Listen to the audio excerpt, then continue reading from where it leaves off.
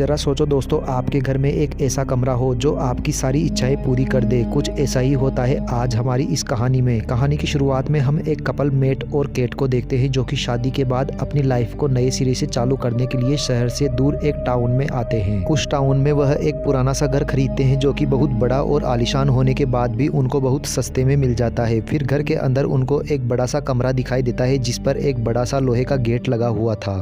फिर घर की सफाई करते वक्त उनको उस कमरे की चाबी भी मिल जाती है और जब वह उस गेट को खोलते हैं तो उनको अंदर कुछ नहीं मिलता। उस गेट को खोलने के साथ ही वह देखते हैं कि पूरे घर की लाइट्स ब्लिंक करने लगी है और अचानक सभी लाइट बुझ जाती है। अगले दिन मेट घर की लाइट ठीक करने के लिए एक इलेक्ट्रिशियन को बुलाता है और जब वह लोग बेसमेंट में जाते हैं तो वह देखते हैं कि पूरा बेसमेंट वायर से भरा हुआ है। यह देखकर उस इलेक्ट्रिशियन को कुछ समझ नहीं आता और वह वहाँ से बाहर आ जाता है। लेकिन जाते वक्त वह मैकेनिक मेट को कहता है कि आपने यह घर खरीद कैसे लिया, क्योंकि यह घर तो बहुत टाइम से खाली पड़ा था और इसे कोई भी नहीं खरीद रहा था। मेट जब इससे इसका रीजन पूछता है तो वह बताता है कि कुछ साल पहले इस घर में मर्डर हुआ था जिस वजह से कोई भी इसे नहीं खरीदना चाहता। अब उस कर्मचारी के जाने के बाद मेट घर पर हुए मर्डर के बारे में जानने के लिए इंटरनेट पर सर्च करता है और उसे पता चलता है कि जिस आदमी ने मर्डर किया था उसका नाम जॉन था और अब वह एक मेंटल हॉस्पिटल में बंद है। अब मेट इस हादसे के बारे में सुनकर काफी परेशान हो जाता है और वह अपने साथ एक दारू की बोतल लेकर उसी लोहे के दरवाजे वाले रूम में जाकर बैठ जाता है। अब दारू की पूरी बोतल पीने के बाद मेट यह विश करता है कि काश उसके पास दारू की एक और बोतल होती। फिर मेट के ऐसा बोलते ही घर की लाइट ब्लिंक करती है और उसके सामने दारू की एक और बोतल आ जाती है। मेट यह देखकर चौंक जाता है कि आखिर ऐसा हुआ कैसे। अगले दिन केट जब मेट को ढूंढते हुए उस रूम में आती है तो वह देखती है कि उस रूम में मेट के आसपास बहुत सी महंगी पेंटिंग पड़ी हुई है। अब यह देखकर केट चौंक जाती है और वह मेट से पूछती है कि यह सब कहां से आई, पर मेट इसका कोई जवाब नहीं देता और वह उसे कोई विश मांगने को कहता है। मेट की बातों से केट को लगता है कि शायद वो उसके साथ मजाक कर रहा है और मजाक मजाक में वह $1 मिलियन की विश मांग लेती है, पर केट के ऐसा बोलते ही उसके सामने $1 मिलियन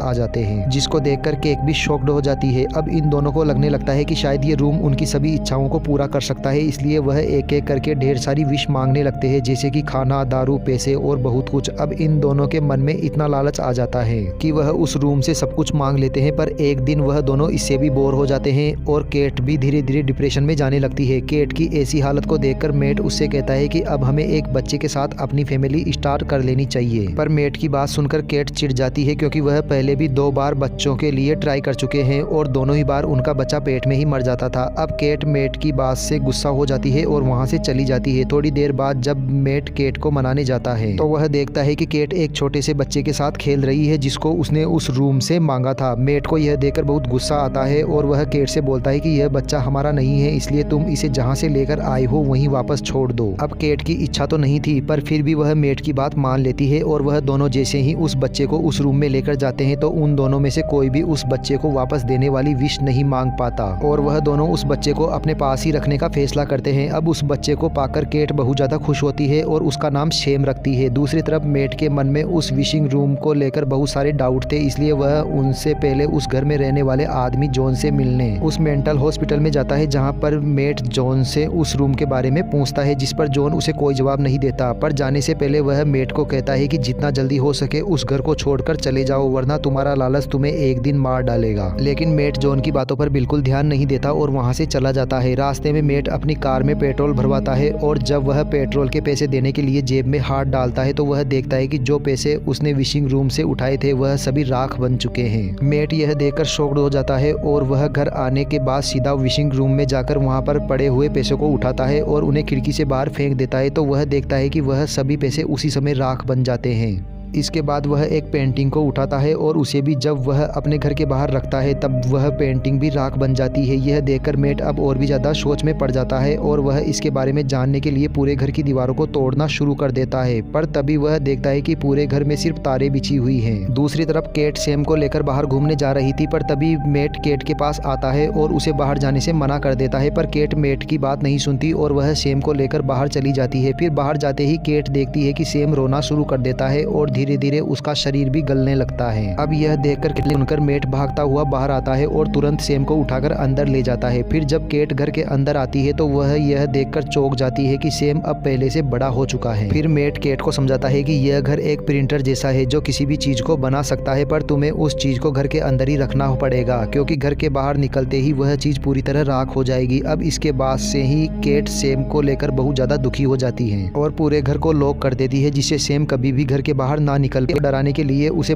यह भी बताती है कि इस घर के बाहर बहुत ही खतरनाक राक्षस है और अगर वह घर से बाहर गया तो वह राक्षस उसे पकड़ लेंगे। अब ऐसे ही कुछ दिन बीत जाते हैं और एक दिन मेट देखता है कि सैम उस विशिंग रूम में जाकर खेल रहा है और उसे उस रूम की पावर के बारे में भी पता चल चुका है। अब सैम को उस रूम में देखकर मेट उस पर बहुत ज्यादा गुस्सा करता है और उसे डांटने लगता है, पर तभी केट मेट को डांटते हुए देखकर उससे ही झगड़ा करने लगती है। तभी घर के फोन की घंटी बजती है और सैम उस फोन को उठा लेता है। फोन की दूसरी तरफ जॉन होता है और वह सैम की आवाज सुनकर मुस्कुराने लगता है। तभी मेट आकर सैम से फोन ले लेता है और वह जॉन से बात करने लगता है। जॉन मेट को कहता है कि आखिर तुमने वह गलती कर ही दी। फिर मेट जॉन से पूछता है कि अगर इस बच्चे की बढ़ती उम्र को रोकना है तो हमें क्या करना पड़ेगा। इस पर जॉन उसे बताता है कि जिसने भी उस बच्चे को उस रूम से मांगा है उसे मरना पड़ेगा और उसके मरने के बाद ही वह बच्चा घर से बाहर जिंदा रह पाएगा। जॉन की यह बात सुनकर मेट उससे पूछता है कि तुम्हें इस बारे में कैसे पता चला। तो जॉन उसे बताता है कि वह भी उसी रूम की विश से मांगा हुआ एक बच्चा था और उसे जिंदा रखने के लिए उसकी माँ ने उसके बाप को गोली मार दी, जिसके बाद उसने खुद को भी गोली मार ली। अब मेट और जॉन की बात केट भी सुन लेती है और वह सैम को बचाने के लिए खुद को मारने का फैसला करती है, पर थोड़ी ही देर बाद वह खुद को संभाल लेती है और वापस घर आ जाती है। रात को मेट और केट इंटीमेट होते हैं और सैम चुपके से उन दोनों को देख रहा होता है। यहाँ पर हम देखते हैं कि सैम को मेट और केट का नजदीक आना पसंद नहीं था। अगले दिन सैम घर का दरवाजा खोलकर बाहर चला जाता है, पर मेट दरवाजे की आवाज सुन लेता है, जिसके बाद वह दोनों भागते हुए नीचे आते हैं। पर नीचे आते ही वह देखते हैं कि सैम अब और भी बड़ा हो चुका है। सैम के हाथ में मेट की एक बंदूक होती है जिससे वह मेट को मारने की कोशिश करता है, पर तभी केट सैम के पास आती है और उसे शांत करने की कोशिश करती है। सैम का ध्यान जैसे ही दूसरी तरफ जाता है तभी मेट उससे गन छीनने के लिए उसके पास आता है। अब उन दोनों में लड़ाई होने लगती है और जब केट उसको छुड़वाने उसके पास आती है तभी उसे जोर का एक धक्का लगता है और उसका सिर एक पियानो से टकरा जाता है, जिससे वह वहीं पर बेहोश हो जाती है। थोड़ी देर बाद जब केट को होश आता है तो वह देखती है कि उसके सामने सिर्फ मेट बैठा हुआ था। फिर मेट जब सैम के बारे में पूछती है तो वो उसे बताता है कि लड़ाई करते वक्त उसके हाथ से गोली चल गई जिससे सैम की मौत हो गई और फिर उसने उसे घर के बाहर फेंक दिया और वह राख बन गया। अब केट को सैम के बारे में यह सुनकर बहुत बुरा लगता है, लेकिन थोड़ी देर बाद मेट उसके पास आता है और उसके साथ जबरदस्ती इंटीमेट होने की कोशिश करने लगता है। तभी केट समझ जाती है कि यह मेट नहीं बल्कि सैम है। फिर केट उससे बचने के लिए वहां से भागने की कोशिश करती है, पर सैम उसे पकड़ लेता है और उसके साथ जबरदस्ती करने लगता है। दूसरी तरफ रियल मेट को भी होश आ जाता है और वह देखता है कि वह उसी घर में है पर किसी दूसरी दुनिया के। फिर मेट उस घर की दीवारों को तोड़ने लगता है और इसी के साथ साथ उसे अपनी दुनिया में आने का रास्ता भी मिल जाता है। फिर मेट केट को बचाने के लिए उसके पास आता है, पर कुछ देर बाद जब सैम भी वहां पर आता है तो वह उसे मारने की कोशिश करता है, पर तभी मेट घर का दरवाजा खोल देता है और सैम को लेकर घर के बाहर जाता है। घर के बाहर आते ही सैम की उम्र तेजी से बढ़ने लगती है और वह खुद को बचाने के लिए वापस घर के अंदर आने की कोशिश करता है, पर केट घर के दरवाजे को अंदर से बंद कर देती है और देखती है कि सैम कुछ ही मिनटों के अंदर बूढ़ा हो जाता है और फिर वह राख में बदल जाता है। अब फिल्म के लास्ट सीन में हम देखते हैं कि मेट और केट उस घर को छोड़ देते हैं और कुछ महीनों बाद केट को पता चलता है कि वह मां बनने वाली है। अब इस बात से वह घबरा जाती है क्योंकि यह बच्चा मेट का नहीं बल्कि सैम का था और इसी के साथ यह कहानी यही खत्म हो जाती है। दोस्तों, यह मूवी आपको कैसी लगी? अगर वीडियो पसंद आई हो तो चैनल को सब्सक्राइब कर दीजिए और वीडियो को लाइक कर दीजिए। मिलते हैं अगली मूवी के साथ।